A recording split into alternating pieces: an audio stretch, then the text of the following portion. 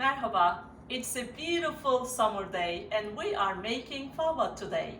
Fava comes from the Latin word faba, which means beans. This is a very light summery dish and it's very easy to prepare and it does not really need a lot of ingredients. Fava is very popular in Turkey, especially along the Aegean and Mediterranean coasts of the country. We love having fava with our small deep-fried fish. Just across the Aegean, our Greek neighbors also make and serve a lot of fava, but they often use yellow split beans instead of fava beans. So you can easily make a light lunch out of fava with some fresh bread on the side, or you may use it, serve it as a meze platter on your dinner plate, like a starter. In each case, there are variations on how to serve it once you cook it. So today, when we finish cooking our fava, I will be showing you those variations. So let's have a look at the ingredients now. We definitely need fava beans. I am using yellow split fava beans here. So this is what they look like once you open the package. But what I did was I soaked my fava beans in water last night. So this morning I washed them, rinsed them, and as you can see, the size has doubled actually since last night. If you're in Bodrum area, you're very lucky because you can use a special kind of fava beans, what we call gambilya. Those are like small yellow beans, split beans that we use for making fava. So apart from fava beans, we also need some yellow onions. So what we will do is divide this into 4 and then we will be adding it to fava at some stage with some olive oil. And then we need some salt. Then right before we turn the stove off, we will be adding some sugar to it. This is something that we do pretty often in Turkey. If we are cooking something in olive oil, like fava beans or vegetables, we just add some sugar to that dish in the last minute. That kind of balances all the flavors very nicely. But then, if we are serving our fava as a lunch, then we need some more onions, yellow onions. We will be chopping them finely, and then we will saute them in olive oil.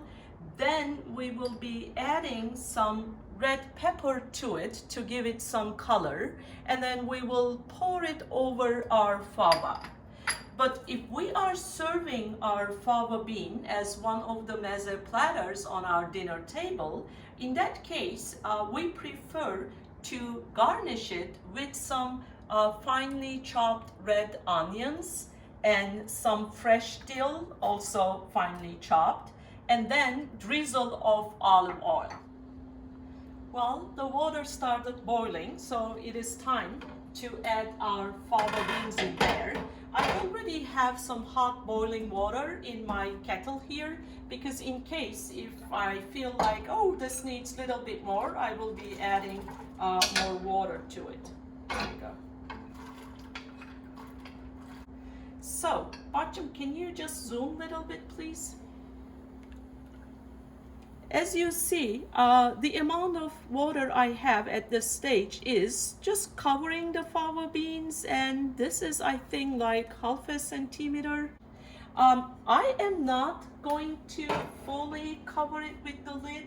I will just keep the spoon in there and close the lid like this because I don't want it to boil and spill over. It has been cooking only for 6-7 minutes and it already has some foam on the top here. So I want to remove that foam. Here we go.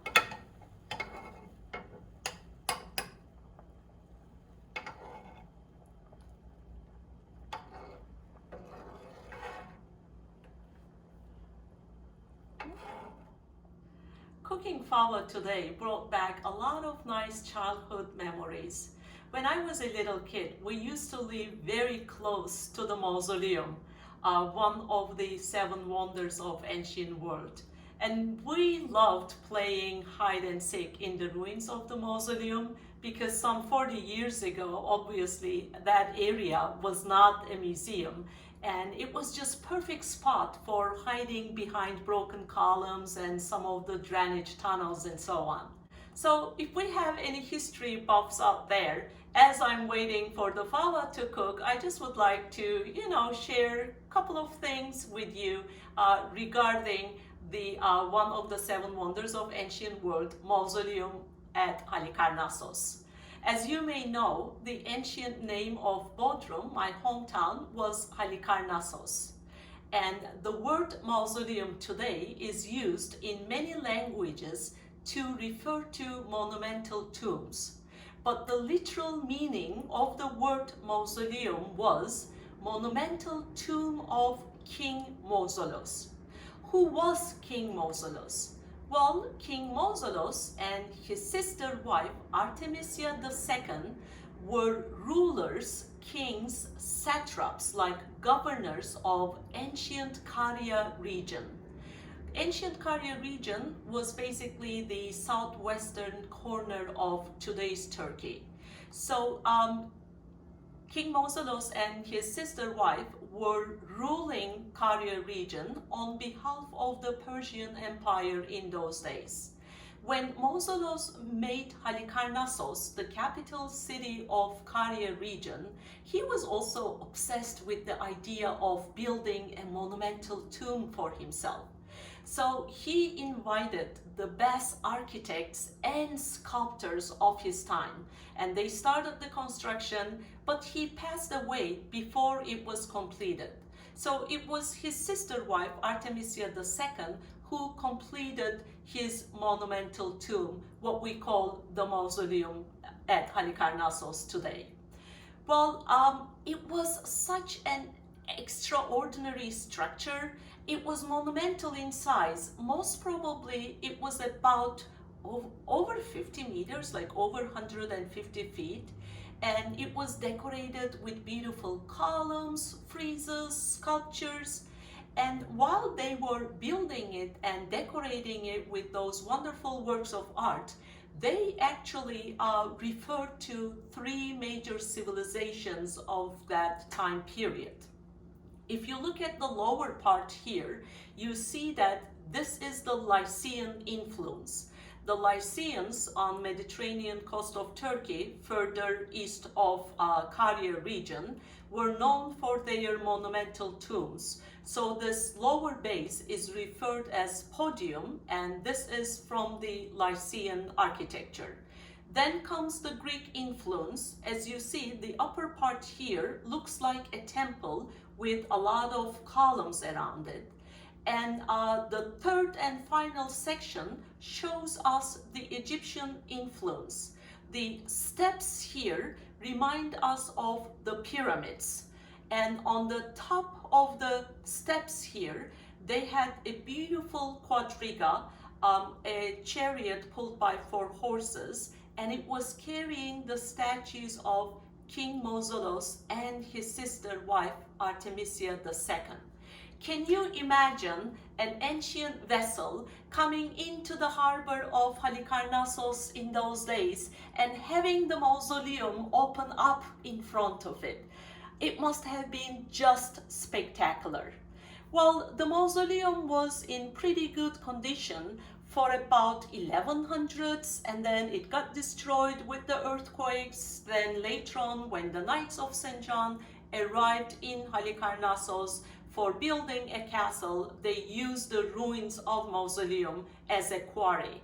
Then we see the British, some of the British travelers and even like ambassadors coming and doing some diggings there, and they removed some of the sculpture that they found to the British Museum.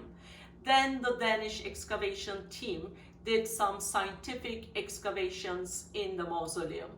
But the nice thing is the mausoleum at Halikarnassos impressed so many people, so many artists, even in the upcoming centuries.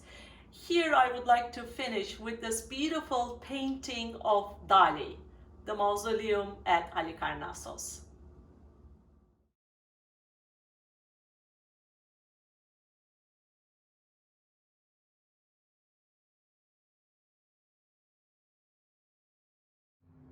So far, I have been cooking my fava beans for a little bit over half an hour, and I have not added any hot boiling water to it, but I have it ready just in case.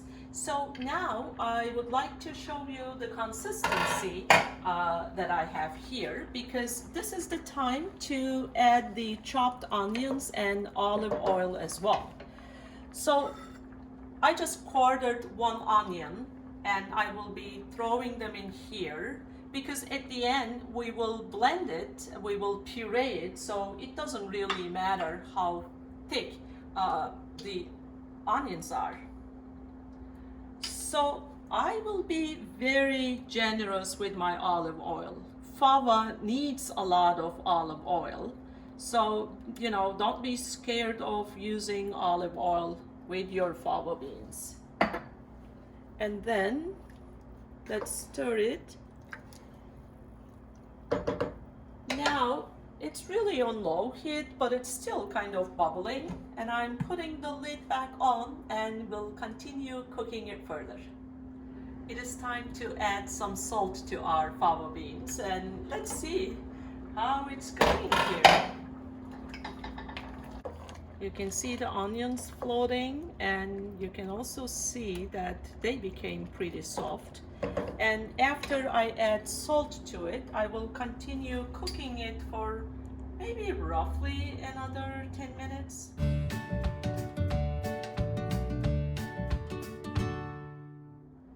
Our fava is almost done. We have been cooking it for about an hour, 10-15 minutes so far. Let me show you the consistency.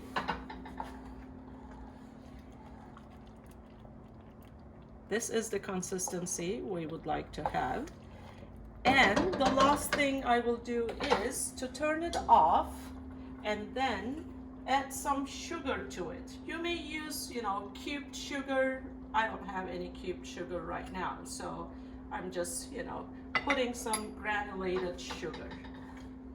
And then mix it all together. Put the lid on and let it rest for a few minutes. I am using an emergent blender to puree it. It's up to you. You may use a food processor as well. The idea is to get it into this very smooth, nice consistency.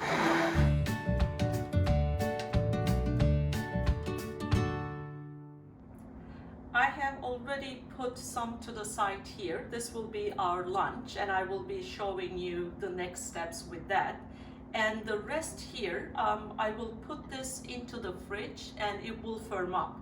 But before we put it into the fridge, what we do is, the container that we will use, we just drizzle it with some olive oil, so it's easier to get it out once we are ready to slice it. And then the chopped dill that I have here, this will go into the fava, and I will stir it in a minute. Let me just see if that's enough or not. Wow.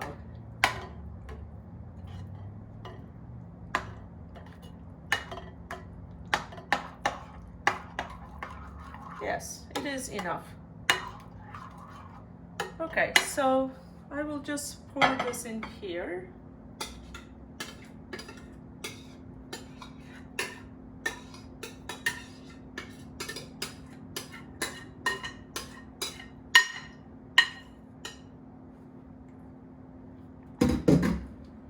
And kind of make a nice smooth surface. This needs to, cool off and then firm up in the fridge, and then I will show you how I will be serving it as a starter. So it has been sitting in the fridge for the last 3 hours, but if I have guests coming over, I usually prepare it a day in advance. Then it really firms up nicely. Plus, I don't have to deal with it on that day. So the last minute preparations, once you take it out of fridge, what you do is you just sprinkle some red onion on it. And then, I know this already has some dill in it, but it just looks so nice with some extra dill at the end. And the last step here will be to drizzle some olive oil on it.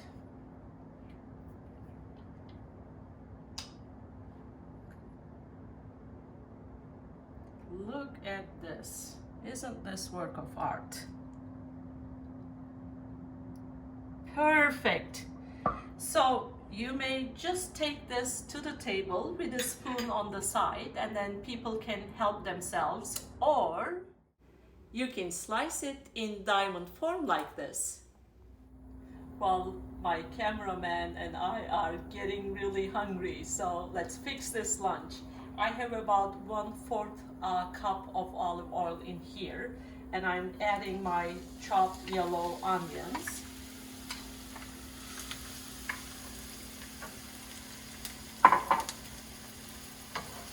So I will saute them till the onions soften and not like fully caramelized, but I just want to make sure that they are really well cooked. The onions are almost ready, so I will be adding some red pepper to them in a minute. And the red pepper that I'm adding is not spicy at all. Just gives this nice color and flavor to it. Okay, here we go. So lunch is ready. Here is my fava beans with sauteed onions and fresh bread on the side. And this is normally just enough, but I think my eyes were bigger than my tummy today, so I added a couple of things on the side. You see some canned sardines here.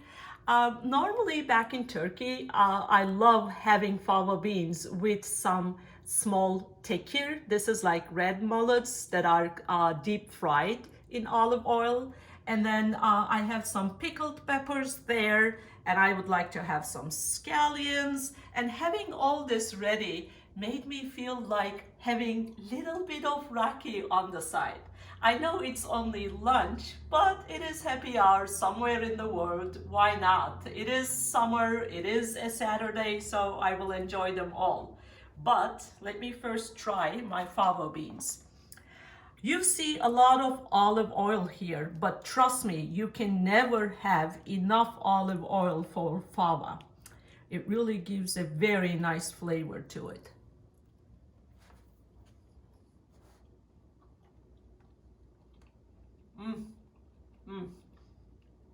I love it. It is so good.